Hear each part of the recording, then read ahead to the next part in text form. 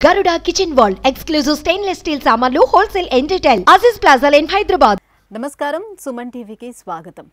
మార్గశిర మాసం అనగానే శ్రీకృష్ణ భగవానుడు భగవద్గీతలో చెప్పినటువంటి ఒక మాట మనకు టక్కున జ్ఞాపకం వస్తుంది. నేను మాసాలలో మార్గశిర మాసం వంటి వాడిని అని శ్రీకృష్ణ భగవానుడు అంటాడు. ఏంటి ఈ మాసం యొక్క ప్రత్యేకత? ఈ మాసంలో వచ్చేటువంటి వివిధ పండుగల యొక్క ప్రాధాన్యత ఏంటి? దీనికి మార్గశిర మాసం అనే పేరు ఎందుకు వచ్చింది అనే విషయాన్ని తెలియజేసేందుకు మనతో పాటు ఉన్నారు ప్రముఖ ఆధ్యాత్మికవేత్త, జ్యోతిష్య పండితులు, బ్రహ్మశ్రీ డాక్టర్ వేదాంత రవీంద్రనాథ్ సిద్ధాంతి గారు. గురుగారు నమస్కారం అండి. నమస్కారం తల్లి. గురుగారు, ఈ ధనుర్మాసంలో వచ్చేటువంటి ముక్కోటి ఏకాదశి యొక్క ప్రాధాన్యత ఏంటి? ఈరోజు ఎటువంటి నియమాలని పాటిస్తే ఆ విష్ణు యొక్క అనుగ్రహం మనం పొందగలుగుతాం? చాలా చక్కటి ప్రశ్న. ముక్కోటి ఏకాదశిని వైకుంఠ ఏకాదశి అని కూడా అంటారమ్మా. ఎందుకు ముక్కోటి ఏకాదశికి ఇంత ప్రాధాన్యత ఉంది అంటే, విష్ణువు బ్రహ్మ సృష్టికర్త, విష్ణువు పరిపాలనాకర్త, శివుడు లయకర్త. అయితే విష్ణువు యోగనిద్రలో ఉన్న కాలాన్ని దక్షిణాయనం అంటారమ్మా. ఈ దక్షిణాయనంలో ఉన్నప్పుడు అతను యోగనిద్రలో ఉంటాడు. యోగనిద్ర అంటే నిద్రలో ఉండడం కాదు, తాను ఈ వచ్చే 6 నెలల వరకు లోకాన్ని ఎలా సంరక్షించుకోవాలో ఒక ప్లాన్ చేసుకుంటాడు అనమాట. ఎవరెవరు ఏం చేస్తున్నారు, ఎవరెవరు ఎవరెవరికి ఎలాంటి శిక్షలు వేయాలి, ఎవరిని ఏ అవతారం ఎత్తాలి, ఎవరిని సంహరించాలి, ఇట్లాంటి ఒక ప్లాన్ చేస్తూ ఉంటాడు అనమాట. ఆ కారణం చేత విష్ణు యోగ నిద్రలో ఉంటాడు కాబట్టి అదంతా కూడా మనకు దక్షిణాయనంలో గడిచిపోతుంది. ఇక మరి జగత్తు మొత్తాన్ని తానై రక్షించేటువంటి వాడు. ఎందుకంటే మనకు ఒక మాట చెప్తారు చూడండి, కేశవం ఎలాగైతే నదులు అన్నీ వెళ్ళి సముద్రంలో కలుస్తాయో, అలాగే కేశవం అంటే సర్వదేవానాం నమస్కార కేశవం ప్రతిగచ్చతి. మీరు ఏ దేవుడికి నమస్కారం చేసినా కూడా అనట అవి విష్ణువు దగ్గరికే వెళ్తాయట. అంటే మనకి ఇప్పుడు ఉదాహరణకి నాకు ఆంజనేయ స్వామి అంటే ఇష్టం, లేదా సరస్వతి దేవి అంటే ఇష్టం. నేను సరస్వతి దేవిని ఇష్టపడతాను, నమస్కారం చేస్తాను.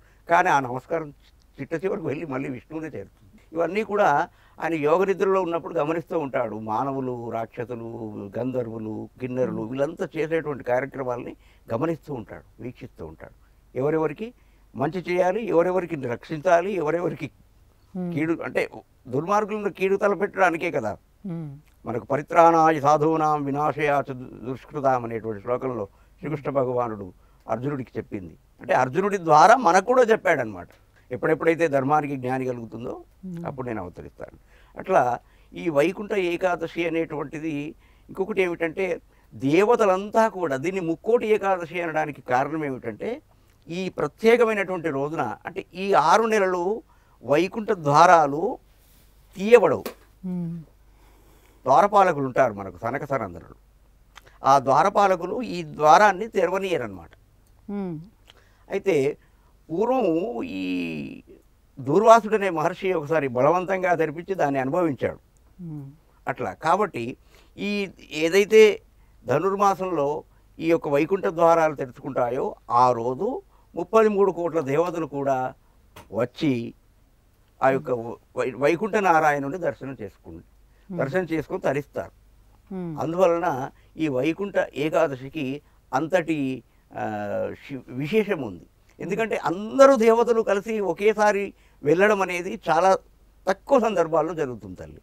వెళ్తే శివుడి దగ్గరికైనా వెళ్తారు, లేదా విష్ణువు దగ్గరికైనా వెళ్తారు. కానీ ఎక్కువ మట్టుకు ఏదైనా ఆపద వచ్చిందంటే మనము ఎలాగైతే ఇంట్లో ఆపద వస్తే మొట్టమొదటి తల్లికి చెప్పుకుంటాము, తండ్రికి చెప్పుకోము. ఎందుకంటే అసలు చిట్ట చివరికి దానికి మంచి చెడు చేసేది, చర్యలు తీసుకునేది తండ్రి అయినప్పటికీ కూడా మనం తల్లికే చెప్పుకుంటాము. ఆ విధంగా శివుడు తండ్రి లాంటి వాడు, మనకు విష్ణువు తల్లి లాంటిది. కాబట్టి ఈ విష్ణువు యొక్క యోగ నిద్ర నుండి మేల్కొనడం అనేటువంటిది, అంటే ఇక స్వామి మేల్కొన్నారు కాబట్టి మరి మనకు ఏమేమి పనులు పురమాయిస్తాడో అనేటువంటి ఒక ఆనందము, ఒక ఉత్సుకతతో ఈ యొక్క దేవతలందరూ కూడా అత్యంత ఆనందంగా వెళ్ళి స్వామివారికి ఇష్టమైనటువంటి ఫలాల్ని అవన్నీ సమర్పించి వారికి విష్ణు సహస్రనామం చేసి వారిని, అంటే ఇక్కడ నుంచి ఉత్తర ద్వార దర్శనం అనేది చేసుకోవడం జరుగుతుంది. ఆ ఉత్తర ద్వార దర్శనం అనేది ఎందుకు చెప్పారంటే, అక్కడ వైకుంఠంలో ద్వారాలు తెరిచి ఉంటాయి కాబట్టి మనకు విష్ణు ఆలయాల్లో ప్రత్యేకించి విష్ణు ఆలయాల్లో ప్రత్యేకించి వెంకటేశ్వర స్వామి ఆలయాల్లో విష్ణు ఆలయాల్లో ఈ వైకుంఠ ద్వారం అనేది ఆ రోజు మాత్రం ఒక్కరోజే తెరవబడుతుంది. ఎందుకంటే కొంతమంది అనుభవజ్ఞులు ఏమని చెబుతారంటే, కొంతమంది అవధూతలు ఉంటారమ్మా. అసలు యాక్చువల్గా సమాజం ఇప్పటి సాంకేతికపరమైనటువంటి సమాజం నమ్మకపోవచ్చు, కానీ అవధూతలు అనే వాళ్ళు ఉన్నారు. వాళ్ళ ప్రత్యేక లక్షణాలు కొంత పిచ్చివాళ్ళలాగా ఉంటారు వాళ్ళు. అట్లాంటి వాళ్ళు ఖచ్చితంగా ఏ రోజు పూజ చేయరు వాళ్ళు. ఎందుకంటే వాళ్ళకి ఈ ప్రపంచం అంటే ఏంతో పూర్తిగా అర్థమవుతుంది. అవతార్ మెహర్ బాబా అని అహ్మద్ నగర్లో వాళ్ళను ప్రేమోన్మాదులు అనేవారు. ప్రేమోన్మాదం అంటే భక్తి, దేవుడి పైన ప్రేమ. అదొక ఉన్మాదం అంటే పిచ్చి. మిగతా పిచ్చి అనేటువంటిది వేరు. ఇప్పుడు రామకృష్ణ పరమహంస అంటాడు చూడండి, కాంచనం అవన్నీ, అది కాదు, భగవంతుడిపై ఉండాలి ఈ పిచ్చితనం అంతా కూడాను. అలా ఆ పిచ్చితనం ఉన్న వాళ్ళను మస్త్ అనేవాడు ఆయన. మనకు మస్తీ అనే పదము హిందీలో ఉంది, దాన్ని మనం చెడు అనుకుంటాం, మదము అంటారు తెలుగులో. అది కాదు. ఇక్కడ ఏమిటంటే భగవంతుడిపై అంత ఆసక్తి అన్నమాట. ఆ ఆసక్తి కలిగినటువంటి అవధూతలు ప్రత్యేకించి ఒక్కరైనా ఆ గ్రామంలో కానీ లేదా నగరంలో కానీ ఒకవేళ ఉంటే ఆ రోజు వాళ్ళు తప్పకుండా దర్శనం చేసుకోవాలనే ఉద్దేశంతో రామానుజాచార్యుల వారు ఏర్పాటు చేశారమ్మా. ఎందుకంటే రామానుజాచార్యులు ఆదిశంకర్ల వారు జన్మించినటువంటి ఆరుద్ర నక్షత్రంలోనే జన్మించారు. మీకు ఒక గమ్మత్ ఏమిటంటే, ఆదిశంకరాచార్యుల వారు ఆరుద్ర నక్షత్రంలో జన్మించారు. అయితే ఇవి ఆయన చెప్పినటువంటి ఎలాంటివంటే మామూలు స్థాయి వానికి అందేటివి కావు కొన్ని. అంత ఉన్నత స్థితి ప్రస్థానత్రయంలో మన గీత, ఇప్పుడు బ్రహ్మసూత్రాలు సామాన్యునికి ఎలా అర్థమవుతాయి తల్లి? అర్థం కావు. అందుకొరకే ఆయన ఎందుకు వచ్చాడు, మళ్ళీ విష్ణు అవతారం ఎత్తాల్సి వచ్చింది రామానుజాచార్యులుగా. ఆయనకు గురువు ఒక మంత్రాన్ని ఉపదేశించి ఇది ఇతరులకు చెప్పకూడదు అంటే ఆయన ఆలయ గోపురాన్ని ఎక్కి ఓం నమో నారాయణాయ, ఓం నమో నారాయణాయ అని అందరికీ ఆ యొక్క మంత్రాన్ని చెప్పేశాడు. ఈ మంత్రాన్ని చేయండి, ధరించండి, ఇప్పటికీ ఇది నిజమండి అమ్మా. ఓం నమ శివాయ, ఓం నమో నారాయణాయ, శ్రీమాత్రే నమః. ఈ 3 మంత్రాలు అత్యంత ప్రతిష్టాత్మకమైనటువంటి మంత్రాలు. ఎప్పుడైనా మనకు బాగా ఇబ్బంది కలిగినప్పుడు, మానసిక టెన్షన్లు ఉన్నప్పుడు ఒక 108 కనుక చేసినట్టయితే మనం హాయిగా రిలాక్స్ అవుతాం. ధైర్యం గురించి అంటే ఆంజనేయ స్వామికి సంబంధించినటువంటివి ఉన్నాయి. ఇప్పుడు మనం మళ్ళీ ఇక్కడికి వైకుంఠ ద్వారం దగ్గరికి వద్దాం. అలా రామానుజాచార్యుల వారు ఏం చేశారంటే, ఈ వైకుంఠ ద్వారం ద్వారా వైకుంఠ ఏకాదశి నాడు కనుక ఏ మానవులైతే నడుస్తారో వాళ్ళు మానవులుగా జన్మించినప్పుడు, అందులో కలియుగము, ఇది జంబూద్వీపము. అయితే ఈ కలియుగంలో మానవులకు ఆయుష్ అల్పాయుష్, 120 సంవత్సరాలు ఆయు ప్రమాణం చెప్పారు.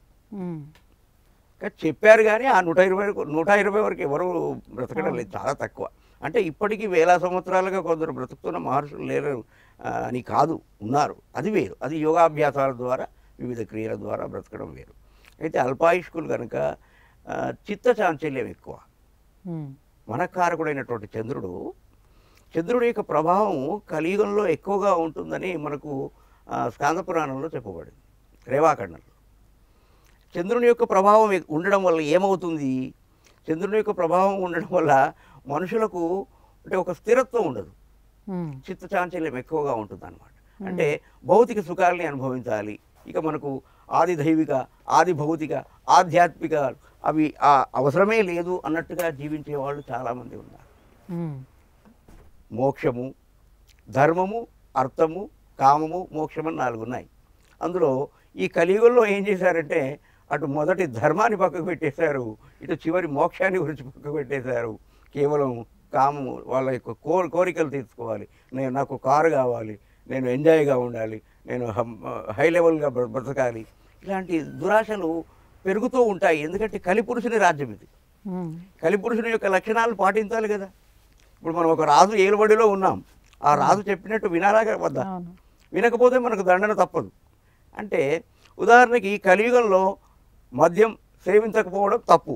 అయితే ఇలాంటి చిత్తచాంచల్యం కలిగినటువంటి మానవులు కనీసము వైకుంఠ ఏకాదశి రోజు ఆ వైకుంఠ ద్వార దర్శనం ద్వారా వెళ్ళి ఆ విష్ణువును దర్శిస్తే వాళ్ళు చేసిన పాపాలు తగ్గుతాయనేటువంటి ఉద్దేశంతో రామానుజాచార్యులు ఏర్పరిచినటువంటి ఒక ఈ ఆనవాయితీ ఆనాటి నుండి కొనసాగుతూ వస్తుంది. ఉత్తర ద్వారం నుంచి వెళ్ళటం అనేది స్వామి దర్శనం. అది ధన్యవాదాలు గురుగారు. ధన్యవాదాలు.